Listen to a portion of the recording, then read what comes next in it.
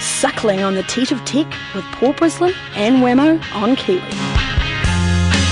Paul Brislen, of course, he's our high-tech correspondent, audent.wordpress.com. There he is, Paul. Good morning, Paul. Good morning. How are you? Well, I'm ready. Are you? You're I can prepared? tell you that. I'm You've prepared. got your emergency kit? Yes. Your bottled water and your cans of beans? No, actually, I've got a hand sanitizer. Yep. And Very good. And Yep. some air freshener. Well, that's probably all you need for when between bird flu and mad cow. It's Farmageddon, and now we've got no power. We're powerless. Well, you got obviously power where you are. There's power where I am, but anywhere north of Auckland, no power at all. Well, as somebody cruel said in the office this morning, it's okay. It's not affecting anybody who matters. So if you're in Rodney, sorry, but well. Shocker.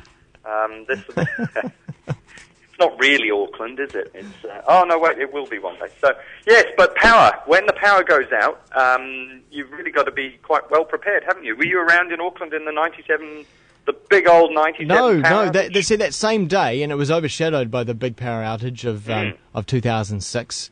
Because remember the whole day in 2006? Yeah. Oh, well, it was Christchurch was having the big snow the same day. Oh. It just happened to coincide on the same day. And so nobody remembers the big snow except people who were actually, physically impacted by it. Yeah. That's right. Yeah.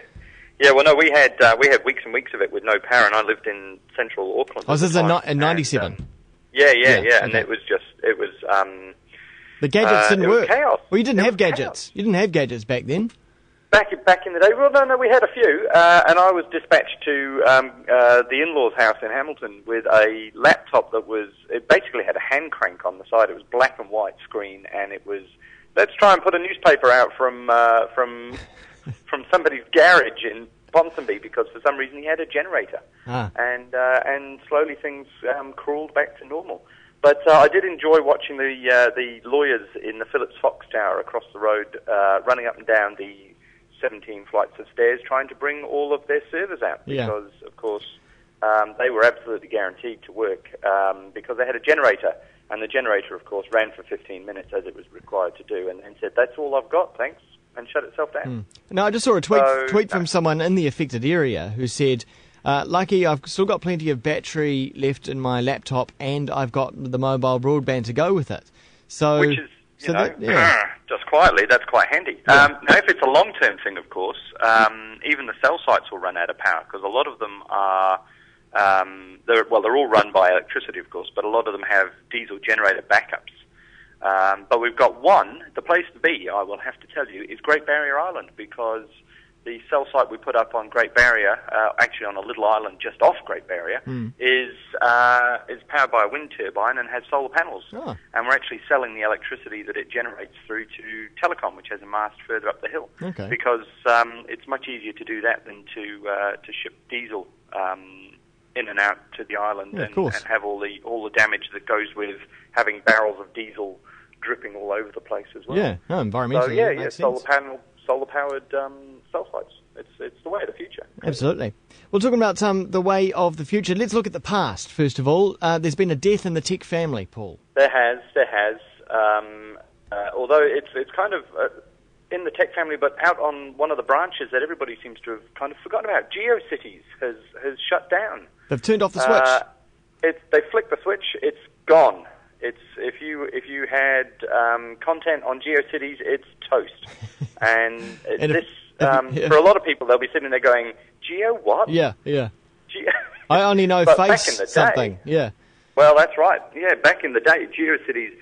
For those who are new to the internet, who've grown up with it and know no different, they'll have forgotten that. They'll never have known that the big battle raging across the across the internet before there was even a blogosphere was AOL and its ilk versus GeoCities. And in the end, I think AOL bought GeoCities, didn't it, for well over $1 billion. Wow, a billion. A billion, lots of noughts. Somebody got very, very happy off that. Yeah. And today, the switch has been thrown in the last week, and basically, I don't know anybody who even cares. Exactly. Well, which is just how fast the internet moves. But GeoCities was one of the first places where you could go set up a free web page. You have your own site. You go on in and you could have a web log, and you could write stuff down, and other people could read it. And it was it's a bit scary. Yeah. Oh, I don't like it. And sometimes you could get little animations to blink on and off. And sometimes you couldn't make them stop. And it was a very sort of vanilla internet that you could go and do whatever you liked within certain parameters. And it was kind of the internet light. With no barriers. But people rapidly, as with all, it's what they call a walled garden. And AOL itself was very, very good at sending out disks with its own log-on details so that you could have your own accounts and have your own web hosting, and yet it was all somehow not really the internet. It was all kind of low-key and very squeaky clean, and as if Disney had invented the internet. And people get tired of that kind of thing quite quickly and say, no, I want to go to the Wild West, thanks, I want to go to the real thing. And out they go, and before you know it, GeoCities is gone. And I imagine AOL itself will rapidly follow suit because, of course, Time Warner bought AOL for even more money, and then had to write a lot of it off. I think they've written off about $3 billion. Yeah. It's quite astonishing. Just like MySpace, it did nothing for web aesthetics and good web design. No. And if you've seen MySpace lately and had a look at somebody's green writing on a black background with flashing things, then you've got a good inkling of what GeoCities was like back in the day. Only imagine it with less resolution, more blocky pixels. Yeah. So no, it is an end of an era, but it's probably a sign that the internet's grown up and moved on from its roots. Exactly. And that's got to be a good thing, I think. Well, let's time to move on. Yeah, let's look at the future. Google Wave, or is it the future? Is it the future? Well, Google would very much like it to be the future, and unfortunately, I'm not entirely sure anybody really knows what Google Wave is, myself included. Really, this is a new way of interacting with other people that sort of combines the elements of email and instant messaging and social media. Is that a fair call, do you think? That's a fair call. A collaboration tool? Yes.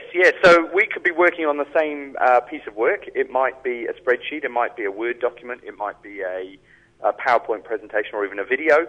And I can see edits that you're making in real time, and you can see edits that I'm making in real time. So we can both be working on the same painting of the Mona Lisa, and you can be working in the top left corner, and I can be working in the bottom right corner, and we'll just carry on. Which sounds lovely, but I'm really not sure what problem it's solving. Because there are other things out there at the moment that do it just as well. If you want to do that, real-time collaboration. That's right. And if you want, and if you want to.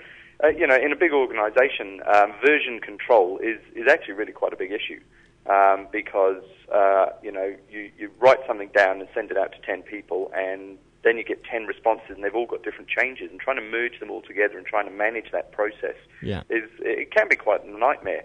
The trick is to do what I do and not ask for any input from anybody and just do your own thing.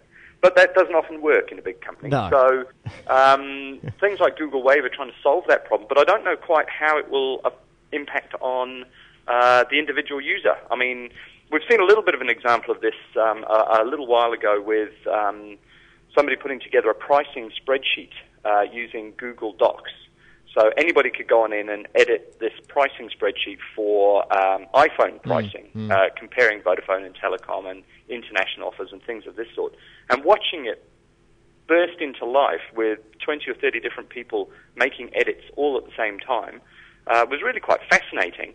But I'm not sure it actually helped terribly much because it still took the same length of time to put the information together. And there was a lot of arguments about revisions and people locking down certain sections of it because they didn't like what other people were saying and rubbish like this. And I'm not entirely sure that that's more productive. I think it's probably in some instances a lot less productive than just having one person writing the thing down. Maybe it'll become apparent as other developers get to use the API for Wave and develop new things and new ways of using it. That's right, and extend it beyond what's there at the moment. But the thing for me, I mean, email solved a problem. Instant messaging solved some problems that email had created, in that you didn't know if somebody had received it, and with instant messaging you could see if the person was at their keyboard or away from their keyboard. Social media has taken it on another step. I'm not entirely sure what problem in that area Wave is supposed to fix that makes it a must-have. I think it's probably a nice-to-have, and unless you've got that must-have factor, it's just not going to fly. So hopefully the developers can take it and run with it, and somebody smarter than me will say, no, you're talking smack, and this is why it's cool, and the light bulb will go on. And we'll all live a happy life with Google Wave. Well, if you think that Paul Brislen is talking smack, you can hit him up on Twitter, twitter.com/Paul Brislen, or on your blog, write a comment there, audit.wordpress.com. Thanks, Paul. Anytime. Next time. We'll talk to you next week. Excellent stuff. Track now from Pig Out.